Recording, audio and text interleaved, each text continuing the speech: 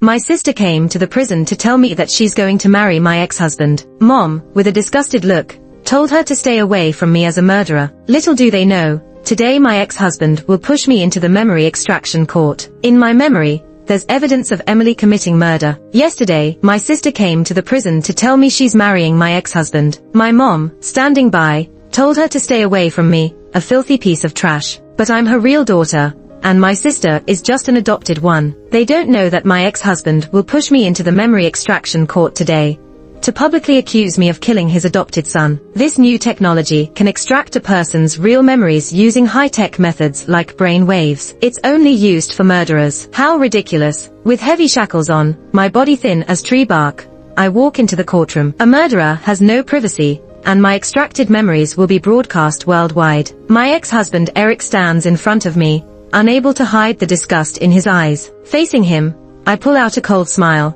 Lily doesn't know you're doing this. If she did, she'd stop you at all costs. After all, my memories are full of her dirty face, methods, and the whole process of her killing Eric's son. Looking at me with disdain, Eric says, "She's so kind. Of course she wouldn't want me to do this. This is my wedding gift to her." In his eyes, Lily is perfect, kind, delicate, unable to see any darkness. He always favors my sister, defending her fiercely. I can't help but ask him one last question. Eric, after all these years, have you ever had feelings for me? Have you ever loved me? After a few moments of silence, he coldly spits out 4 words, never. As expected, yet my heart still aches, as if stabbed and stirred. This sentence from Eric pushes me off the cliff of endless darkness. Closing my eyes, the pain finally wakes me up. I was the only one who thought we loved each other for the past decade. If he truly loved me, he wouldn't marry Lily after divorcing me. Suddenly, I start to laugh. Since you want to see my memories, I'll let you see it all. But watching only my murders might be too shallow for you. Don't you think I'm completely rotten to the core? Not just for killing your son, but also for stealing my mother's valuable jewelry, and beating up the woman while my father lay in the hospital bed. Eric's expression becomes more disgusted, his voice as cold as ice.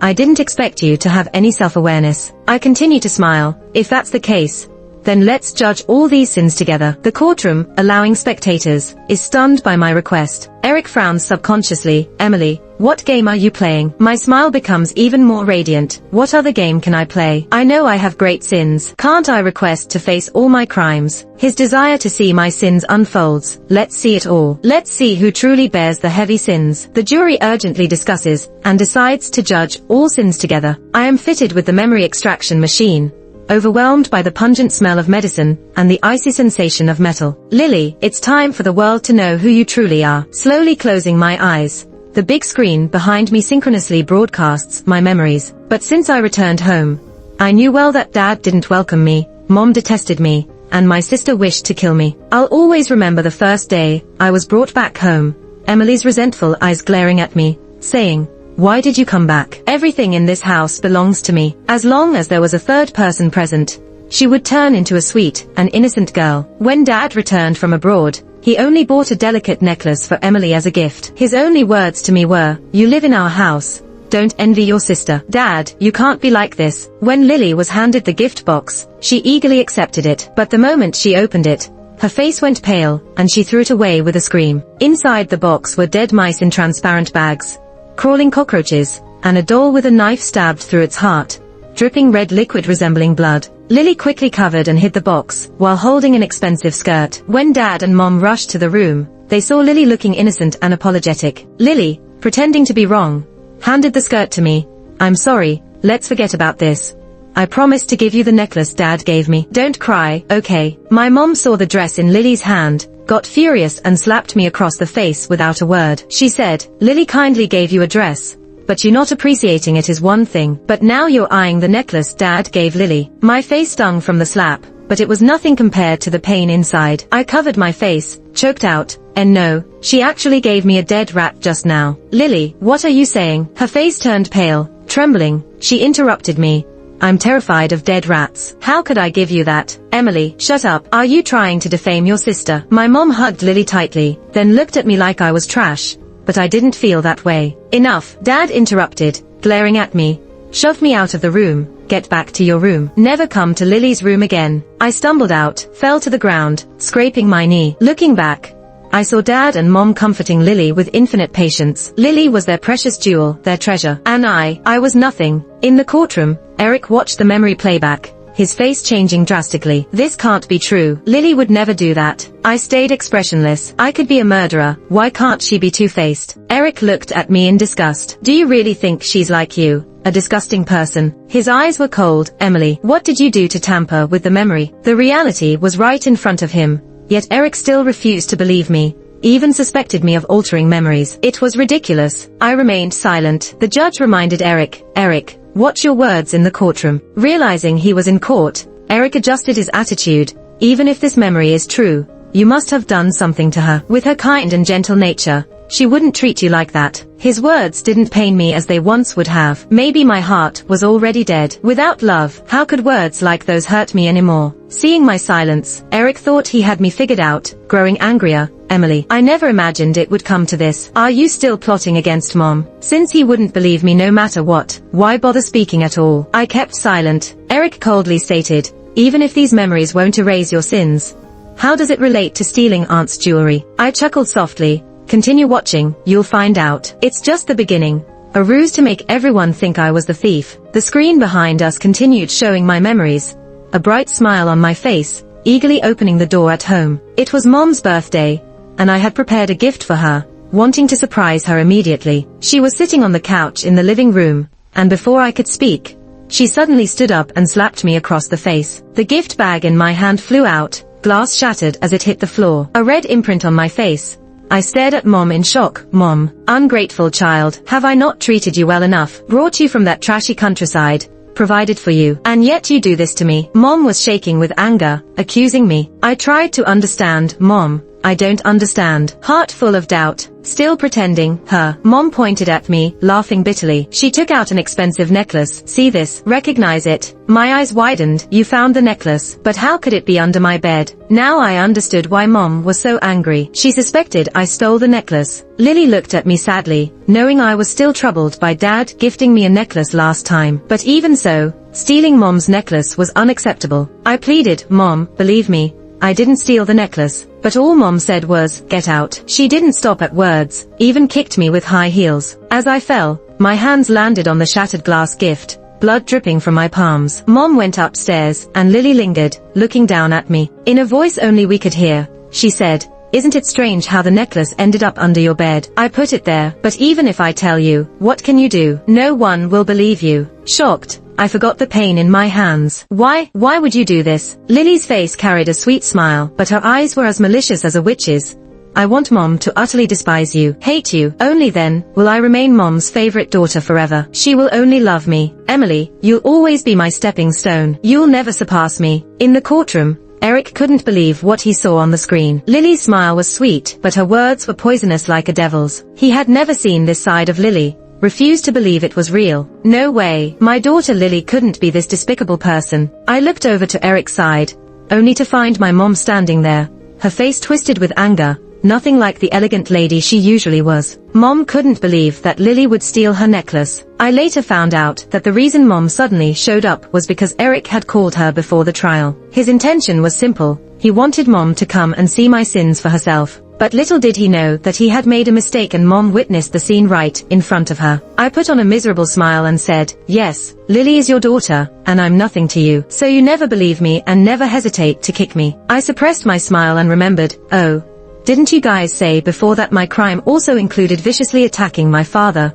who was lying in the hospital bed? I accepted the trial of this memory segment. The large screen behind me started playing again. The sun was shining, the air was fresh. I followed Eric step by step, almost out of breath. Can you please walk slower? Since we got off the car, Eric had been walking fast, and I had to jog to keep up with him. Eric said impatiently, why are you so chatty? If you can't keep up, then just don't follow. After saying that, he quickly walked away without waiting for me. I gritted my teeth and still caught up with him. As we were about to reach the ward, the doctor called Eric aside to discuss something. So I went to the ward alone. As I arrived at the ward's door, I was shocked by what I saw. Lily was kicking her father, who was lying on the hospital bed with all her might. As if kicking him wasn't enough, she even pinched him where his clothes covered, a few times. My mind went blank, and without thinking, I pushed open the door of the ward and exclaimed, what are you doing? Lily was startled and turned around in panic, but when she saw that it was only me at the doorway, her expression instantly relaxed. Looking at her provocatively, I said, Lily, though your father is not your birth father, he has been so good to you. You shouldn't treat him like this. Lily laughed. What did I do? I just kicked him a few times and pinched him a bit. What's the big deal? I genuinely thought she was crazy and said, Lily, you're insane. Lily walked up to me and saw the hatred in her father's eyes,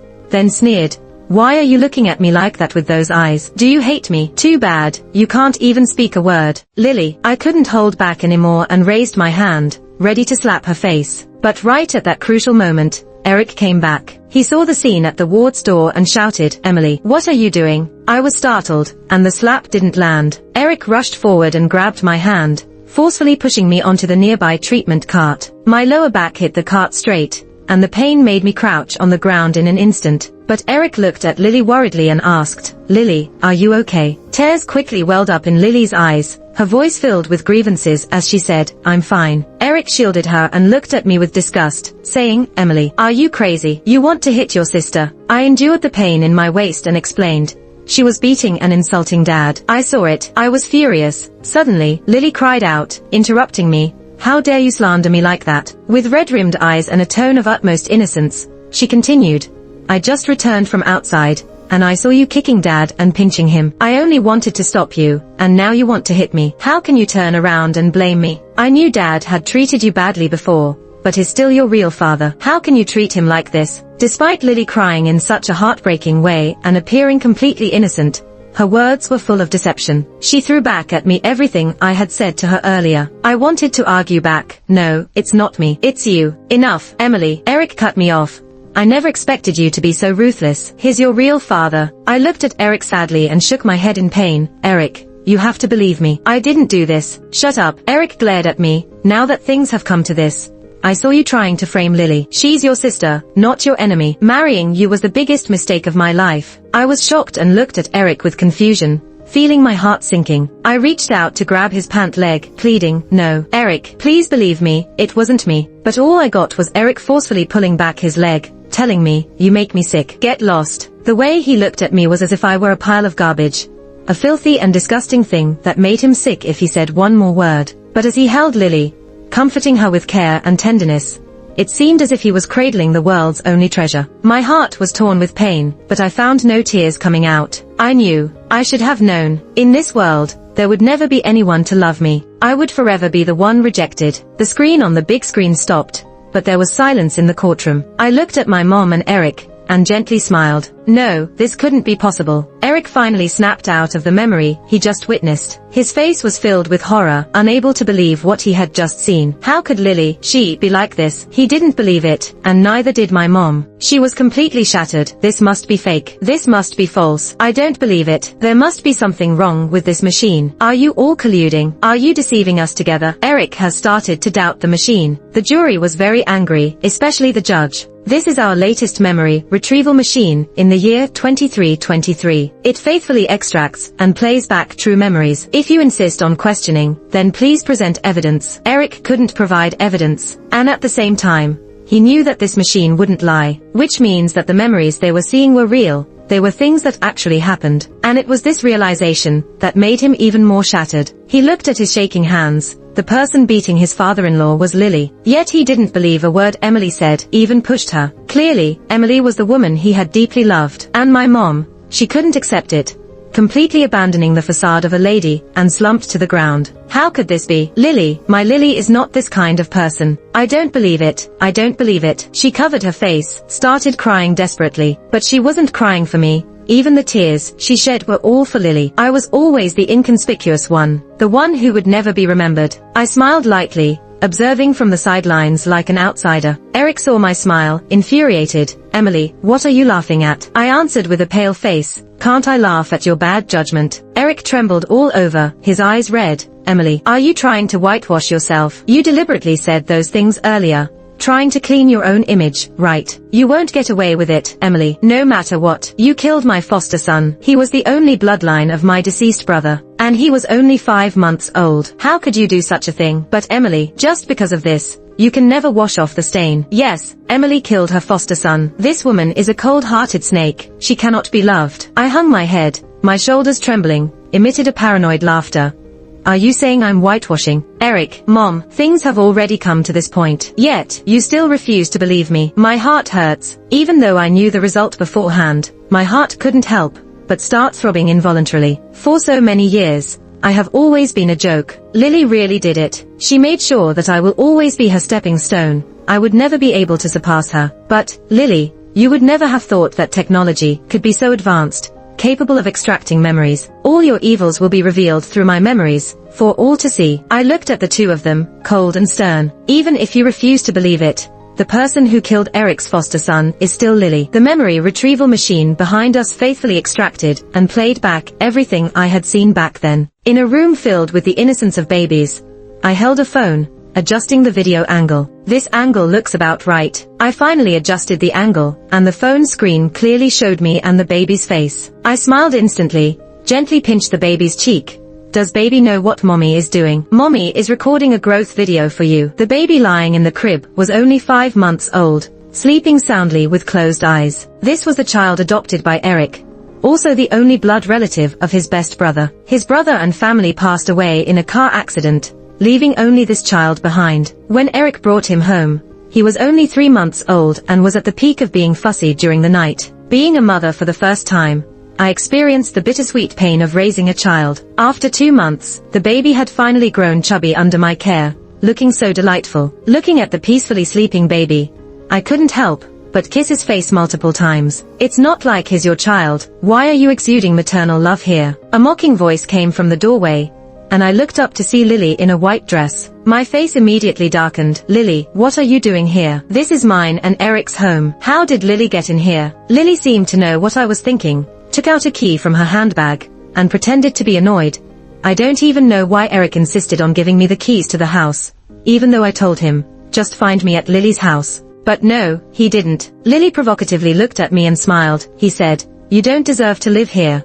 I should be the mistress of this house. Upon hearing those words, my head was spinning, fighting down the anger. I spoke softly. Lily, don't think I can't see that you're trying to drive a wedge between us. He'd never say those things. Lily approached me. Why wouldn't he? If he wouldn't say those things, then how did I get this key in my hand? I glanced at the baby struggling to wake up, immediately stood up. Let's talk outside. But Lily didn't move. What are we going outside for? I'm not going out. I lowered my voice as much as possible. Lily, what are you trying to do? Lily pursed her lips for a while, then spoke. Eric forgot to bring a file. Go get it for me. I instantly understood why she had a key and realized that the earlier words were indeed a self-deception. Because no matter how messed up Eric was, he would never say those things. I immediately said, okay, I'll get it for you. Wait here. I knew where Eric's files usually were, but his study had so many files, it took me quite a while to find it. I returned to the room with the file, and as soon as I pushed open the door, I saw Lily looking flustered,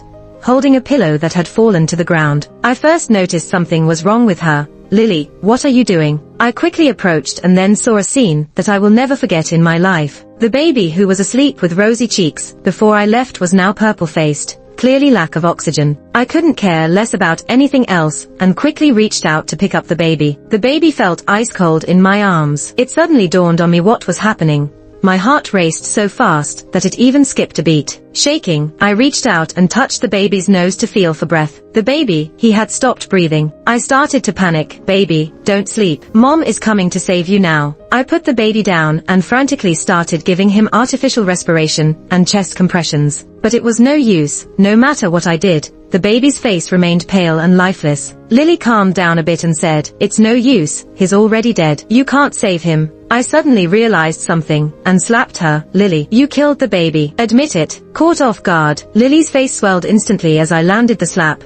Emily, are you out of your mind? This brat is not even your child. Why are you going crazy over him? And what evidence do you have to say it was me who killed him? Yes, this child is not mine, but I've been taking care of him for over 2 months. Lily, you're the one who's crazy. How could you do this to a 5-month-old baby? The baby's death shattered my sanity, and I ended up fighting with Lily. During our struggle, my phone that I had left recording earlier fell off the counter. And suddenly, I remembered that I had been recording a video this whole time. and I hadn't turned it off before leaving. So, this phone had all the evidence of Lily's crime. As I saw the phone, Lily saw it too. She saw the recording screen and was instantly shocked. "You were recording it." Both Lily and I realized at the same time, and rushed towards the phone. Amid the struggle, I suddenly heard footsteps downstairs. "Someone's here." I immediately started yelling, "Is it Eric? Eric, come help me quickly." In that moment, Lily's face turned paper white. She couldn't let that phone be found by a third party. Driven by survival instinct,